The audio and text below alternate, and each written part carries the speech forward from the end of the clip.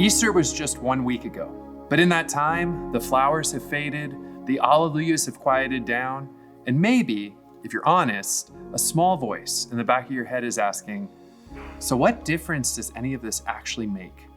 Well, if you're asking that question, you're not alone. Today, Sally Campbell-Evans, our pastor of congregational care, is going to bring us a story about a guy named Thomas. You may know him as Doubting Thomas. He's the disciple that was brave enough to say out loud what the rest of us feel. And what she finds there might surprise you. Check it out. I don't know about you, but it's been a long week.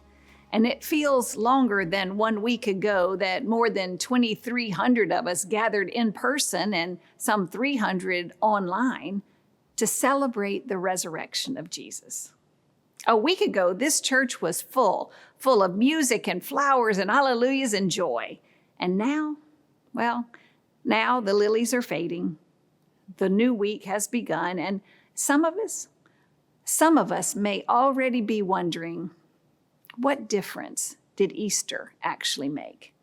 Because we're now in the season of Easter. It's that space where we live on the edge, trying to figure out how to make the resurrection story our own. How do we receive this new life that Christ offers? And what does it really mean? Well, it's no accident that just 1 week after Easter, the lectionary brings us back, not to trumpets and lilies, but to doubt, to Thomas, to questions, to wounds. Because if we're honest, we recognize what happens after the egg hunts and the brunches are over. Monday comes.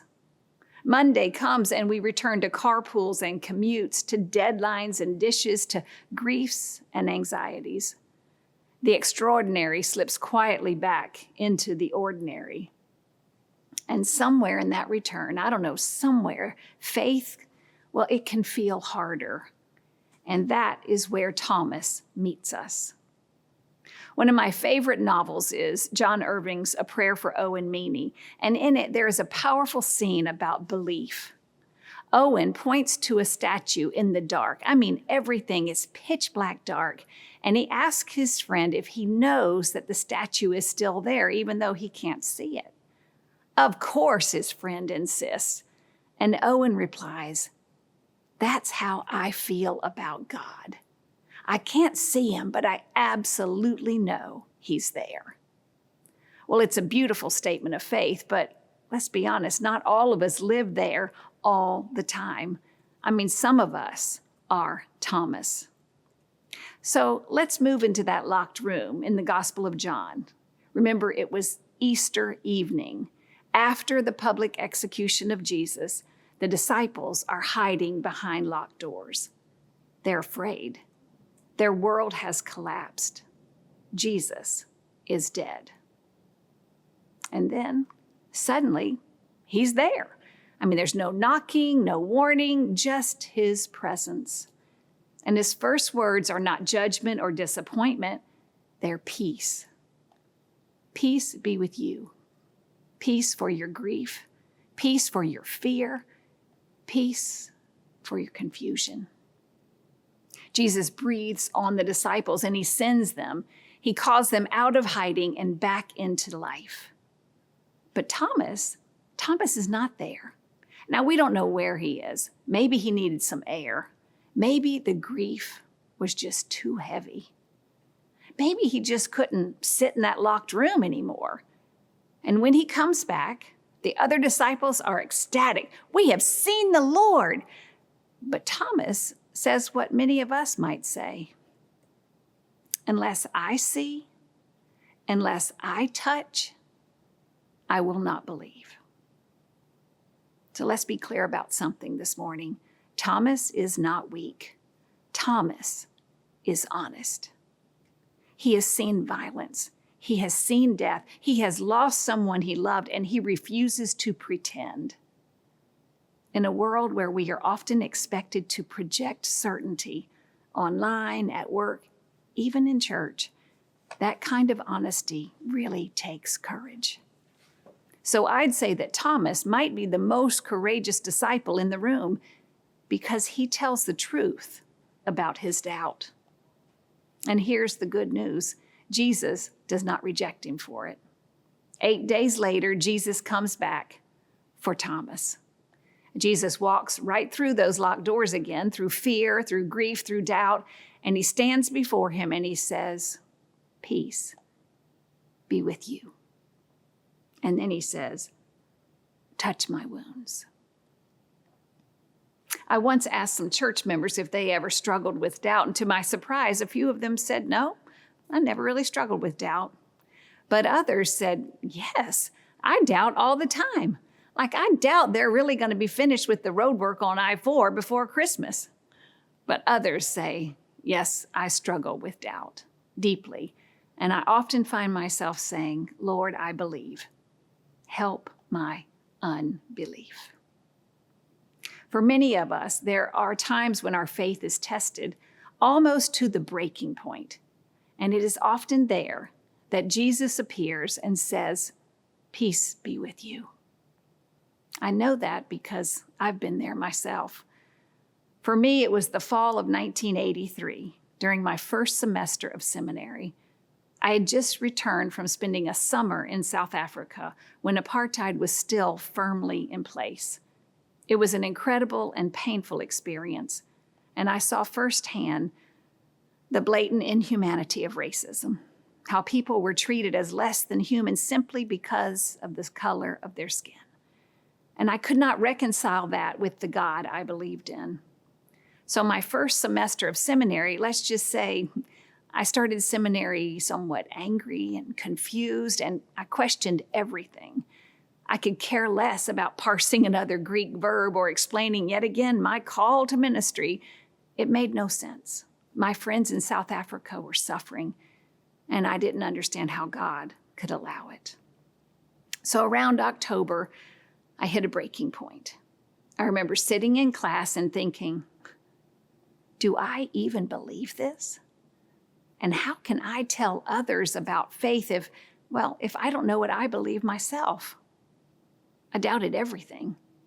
My faith felt locked. My heart felt locked. My future felt locked. I needed something real.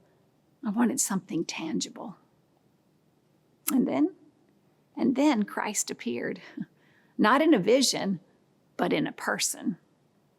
I walked out into the hallway after class, and there stood my preaching professor, Dr. Welford Hobby.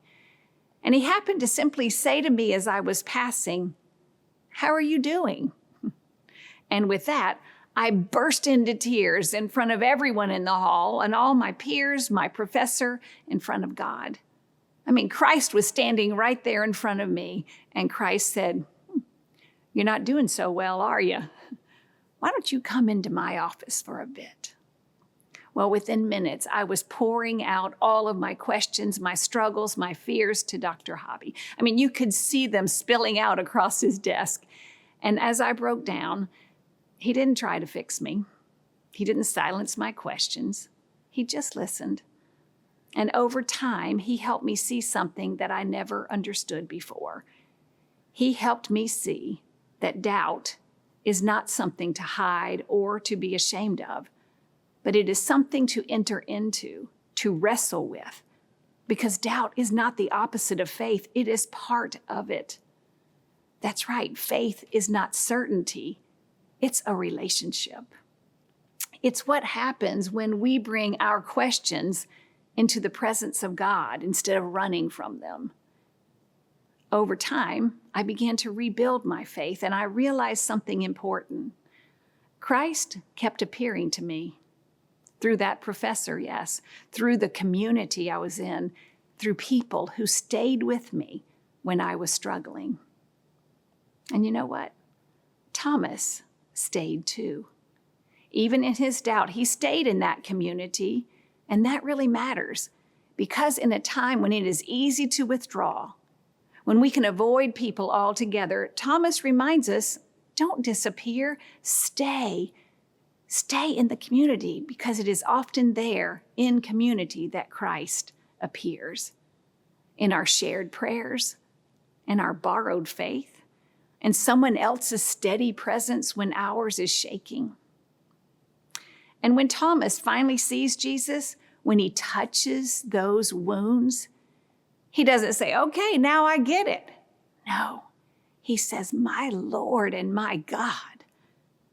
That's the deepest confession of faith in the whole gospel. And it comes from the one who doubted the most. So what does that mean for us?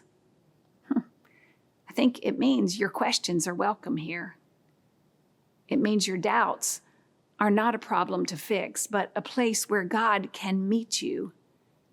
It means that your wounds, your grief, your loss, your anger, your questions, they are not barriers to resurrection. They may be where resurrection actually begins for you. Because when we dare to touch our wounds, we often discover something unexpected. God is already there. Friends, we are still living in a world of wounds, a world where division runs deep, where anger is loud, where truth itself can feel contested, and where many of us carry quiet anxiety about the future. And we are people who still ask, where is God in all of this? The resurrection does not deny that reality. It enters it. The risen Christ still bears the scars. And then he says, as the Father has sent me, so I send you. I send you out of those locked rooms, out of your fear, out of isolation, and into the world, a world that needs more than opinions. Yes, God sends you into a world that needs people willing to embody peace, to tend to wounds, and to show up with hope. So I wonder, what are the locked rooms in your life? Is it fear of the future? A grief you haven't named or processed? A relationship that's gone quiet? Or a faith that feels like it's slipping? And what wounds, your own or someone else's, what wounds might be the very place where Christ is waiting to meet you? Because here's the promise of this story. Jesus does not wait for the perfect faith. Jesus comes to us right in the middle of our fear and our questions and our uncertainty and says, peace be with you. And then gently, he says, come closer, touch the wounds, and believe. Will you pray with me? Oh, Holy One, may we have the courage of Thomas not to hide our doubt, but to bring it into your presence. May we discover that even in our woundedness, you are already at work. And may we go sent into the world to be living signs of resurrection hope. Because you, Christ, you're still appearing. You're still speaking peace. You're still transforming doubt into belief. Thanks be to you, God. Amen. Thomas didn't get to the resurrection by pretending his doubts weren't real. He got there by showing up anyways and letting Jesus meet him right in the middle of it. Maybe that's the invitation for you this week as well. If you want to take a next step, you can head to hydeparkumc.org/next step. There's a small group, a class, or a way to worship with us online or in person that just might help alleviate or answer some of the doubts that you have in your head. I'm Matt Hotho, and remember, your wounds are not barriers to resurrection. They just might be exactly where resurrection begins.